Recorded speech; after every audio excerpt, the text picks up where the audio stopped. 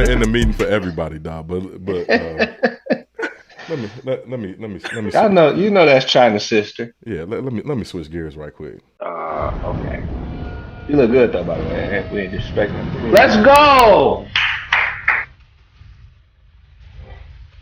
Yes.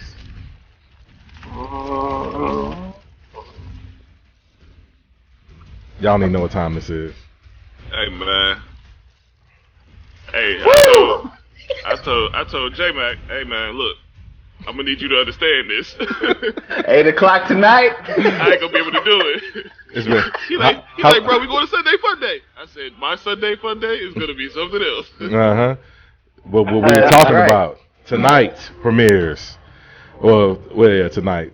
Tomorrow, Sunday night, y'all. For the listeners who gonna hear this tomorrow, on when I actually drop it on the audio side. Game of Thrones: House of Dragons is premiering tonight. What time is it coming out? 9 p.m. 9 p.m. gentlemen. 9 p.m. Anybody? Sure. Anyway, House Eastern, of Dragons. 9 p.m. Eastern. I don't know what's going on in y'all time zone. Right, yeah. Blazing. So this is like 5, maybe. Right. Oh wait, no, 6. Right, 3 hours. Okay. So for all the listeners who don't know, we are all hardcore Game of Thrones fans. We Thronies. Oh, absolutely. This is the only time you will see me act out of pocket. Okay. Mm-hmm. Yeah, completely out of pocket. But we will be reviewing this on every episode. So if y'all not Game of Thrones fans or y'all not caught up, y'all might want to get caught up because we're gonna be out of control now that the series is officially dropping. If y'all not understanding what we're talking about, is Game of Thrones: House of Dragons. It'll be premiering tonight, I believe, at 9 p.m. If I'm wrong, y'all can check y'all local schedules. Eastern. But House of Dragons. If y'all don't know what House of Dragons is, it takes place 175 years prior to the original Game of Thrones series. It's following King Viserys the First. Who's having trouble, ruling his kingdom. He doesn't have any male heirs. He has all daughters. So this should be a pretty interesting series. See, ladies, we have some possible queens on the horizon. Rhaenyra is going to be the successor, which is his daughter, despite his brother, who clearly feels like it should be his throne. So that toxic masculinity is there to stay. Real quick, I brought it up. Pacific time, 6 p.m. Central time, it's 8. 9 here. Eastern time, 9. I was right, man. I'm getting okay. So I was yeah. So 8 p.m. tonight. For everybody on Central time. Yes, sir. And it's also adapted from the book Fire and Blood, which is one of George R.R. Martin's freaky ass books. So. Yeah. Shout out to House of the Dragon, or as George R.R. Martin calls it, Hot D, which I'm never calling it that. All right. But pause. Yeah, and for all y'all who like dragons, this one's gonna have a lot more dragons because this take place at the height of the Valerian's rule, right, Kendall? If I'm saying that correctly, yes. Targaryen's rule. I'm sorry, I said Valerian. Targaryen rule, right. So, they inbreeding ass, but absolutely, definitely several dragons. I think they said in this series it's going to be 8 or 9 dragons that they're going to show. Okay, more than that. But there'll be more through the series. But like as far as the first season, you're going to see 8 or 9 dragons within that time frame. So, but that's when the dragons were at the height, and they basically those are their weapons of mass destruction. So if you want to look in this context, what we do. All right. I hate Kendall always got to tie it into some political stuff. With that nuclear bomb having ass. This is what the dragons were. Shut your mouth, or we'll come burn your house down. How long has this been? How long has it been since we had a Game of Thrones series? Was it 2018? 2019? Yes, I know it's been a minute. 2018 or 2019. Yeah. Jesus. I thought for. Yeah, I think it was 2019 because I was here in Atlanta when the last season I think was going on, so it had to be 2019. I think. Okay. Yeah, I'm definitely looking forward to this though, man. Like TV. I haven't stopped watching, so it's exactly. Yeah.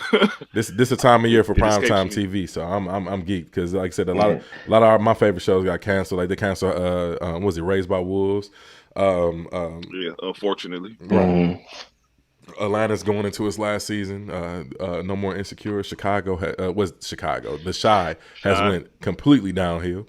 I don't watch that anymore. So, yeah, definitely. I did try to watch. I ain't gonna lie. I did try to watch rap shit. It's not necessarily something I would probably see myself watching like a full season of, but it did have a lot Issa of Rae? Issa Rae. I was just gonna say just in case people want to get some more Issa Rae type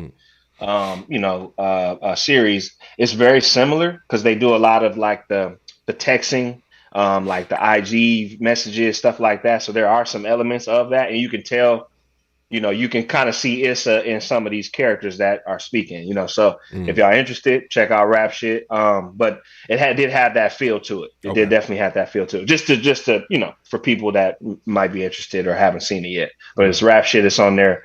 The Max side of the HBO Max. Okay. I never heard of this. They must didn't give it a lot of promotion. I might have to check it out. They didn't. They really didn't. It's been out for a while, but I've been hearing good reviews. As far as promotion, but you're right. I mean, it has been out for a while, but they have about 6 episodes out right now that y'all can check out. So I did see the first episode. It was okay. Like I said, I could see myself watching it. I probably just wouldn't, just because I don't watch a lot of TV series. Game of Thrones is just going to lock me up, or House of the Dragon. But yeah, it seemed all right. Okay. Hot D, Kendall. Hot D. Excuse me. Pause. I just can't keep calling that. George R. Martin is crazy. We might need to check his house. Yeah, but while we here on movie reviews and we talking about Issa Rae and whatnot, man, let's talk about her cast member killing shit. This brother Jay Ellis, he keeping a job, man. Have y'all seen Top Gun? The brother of Jay Ellis, I didn't see Top Gun, but I heard it was good. No, that shit is fire. No, it was very good. Shit is I couldn't fire, believe bro. it was that good. I'm so mad I didn't go see it in theater. That movie is absolutely fire, bro. I wish I would have watched that shit in IMAX. That movie, I can't even front. I'm not a huge Tom Cruise fan. He does have a lot of movies that I love, but he also has a lot of terrible movies. So, I'm not a huge fan, but he bodied this Top Gun, fam. And the practical effects that they use in this film, all that shit smacks, bro. Like I said, it's some elements of unrealistic shit in the film, but at the end of the day, the movie is still it's a movie. Yeah, it's a movie. So like I said, it still was fire though. The movie was incredible. Very good movie. Yeah, very good movie. Yeah, and like I said, this is the first time. How many times did they play Danger Zone? Yeah. As soon as it came on. Yeah, as soon as it came on. They played it. I think they just played it twice. I want to say they played it the whole a couple of times. Yeah, they played maybe at minimum 2 to 3 times. I know. I haven't seen the movie, but I listened to. Head up to the metal. And they were talking about it. Andrew Schultz was talking about it. To the danger zone. But that movie was fire. I can't. If that ain't America, boy. Yeah. But I wouldn't rib it. I just thought that song was funny. No, but I was wondering to. But to try to I've never seen the first Top Gun. First one, so I just I watched it when I was like 10, but my brother loved that film, but I ain't seen it since then. But yeah, definitely the second one definitely slapped. And like I said, this was Tom Cruise's first $1 billion film. If y'all didn't know that. So that's let you know. Yeah, exactly. It surprised the hell out of me too. But no, it was definitely fire. But you got as many Mission Impossibles as they make. I thought he'd already had a bit. I thought that was. But you know how it is when people in love with the first one, they gonna. You're right. They gonna go see that shit because the people's running to see that shit. Yeah, yeah. Like my brother-in-law, he went to go see that. I ain't gonna front that. My sister at text, she was like, "We're going to see Top Gun," and she had that little grumble face. I was dying laughing, but she said it was all right. Yeah, it was definitely good. But anyway, since we still in the same round, and then I'm going to talk about Issa Rae. She got a new movie out. She co-stars in the film. It's called Vengeance, I believe. Let me look it up right quick because I do not want to misquote that. Let me see. I think it's called Vengeance, but it's basically about a murder that takes place in West Texas, and she goes, and the main character goes to this he goes to the funeral because the family thinks that he was closer to the young lady who passed or got murdered than he was. And the movie's called Vengeance. And in the film, he starts a podcast, like a murder mystery podcast. So he interviews everybody in the town surrounding her murder. And Issa Rae is kind of like his liaison in the film. So if y'all want to check that out, that looked pretty good. It got pretty high ratings. I haven't watched it yet personally myself, but I definitely recommend that. Like I said, if you want some more, right, it's on there.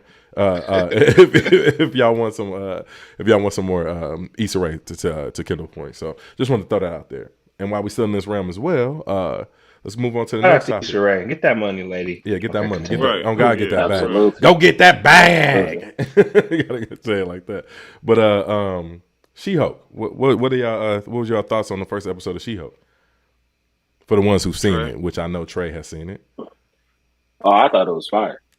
I'm talking about even the way that they shot it. Jerome, you might know the actual technical term for it, but the director. I like how they were breaking the The fourth wall. Fourth wall. Yeah. Fourth wall. Yeah, they broke the fourth wall a few times. It was dope. Like it gave you a super comic book feel. I thought it was very dope. Blaze, what's your initial thoughts? I ain't watched it yet. You know, I've been partying. What? Bro, you had since last Wednesday. I'm disappointed in you, brother. Since last Wednesday. Blaze normally be up at 2 a.m. Yeah, you watching those. That's what I'm saying. Yeah. Hey man, been a long week. Been a long week. Yeah, but I ain't gonna lie though. This is to me this was the best Marvel Disney Plus series. Like the first episode, definitely in my opinion, this was my favorite first episode of any Disney Plus Marvel series. I had never seen the main character in anything prior to this. I heard she had a show called Orphan Black where she played like 8 different characters. She was a clone and she played like 8 different characters. I heard it was fire, but I haven't seen that as well. But this Marvel She-Hulk, fire, absolutely. It was areas where the CGI got a little wonky. You know what I'm saying? But obviously they'll probably go back and polish this up. They haven't had an extra year to work on the CGI like they do with their films. So just expect that, and expect it not to be as crisp and clean as the Marvel films are. But the CGI is still relatively good. You can look past it for a television show. I thought it was funny. I thought the characters' chemistry between her and Mark Ruffalo was fire. I got to get this lady's name because I'm disrespecting her right now. So let me get her name right quick. Hold on a second. She-Hulk. Yeah, She-Hulk is what you're going to call it. No, I want the actor's name. Let me see if I get this. Oh, shit. Now, is she always, because the only images I've seen of her is in the Hulk form, is she just always green or? No, she's not. She can go back and forth. Yeah. She's basically like Professor Hulk, bro. Like how he can stay in that form. She can do both, but it's a reason why, and I don't want to spoil it. So I'll let you watch it, but basically it's just hitting at that women got a little bit more emotional intelligence than men. Yeah, that's basically like low key. That's really what they hitting at. Yeah. When I kick Justin McAfee out of Phoenix, I'm gonna check it out. Hilarious. He gotta go, man. He gotta go. That guy has to go. That guy has to go. Non-stop partying. Listen, it's non-stop partying, bro. Yeah, but the main character's name is, I'm sorry, it's Tatiana Maslany, and we can get back to J Mac and his partying after this because the listeners don't give a fuck about J Mac and his party. but yeah, Tatiana Maslany. But yeah, she extremely dope actor. I fuck with her a lot. And then a lot of y'all listeners don't know like her actually walking around big and green. That's actually a practical effect. It's a Olympian that's that size that they have actually playing her practically. So I thought that was pretty dope because I thought it was all CGI, but it's actually an Olympian, and this is a big woman. I don't know her name in real life, but her stunt double that plays her is actually a real life woman. Y'all can look that up for yourself. That shit was fire. Check it out. Absolutely. But let me get to our last topic before we dip on She-Hulk, because we was talking about emotional intelligence.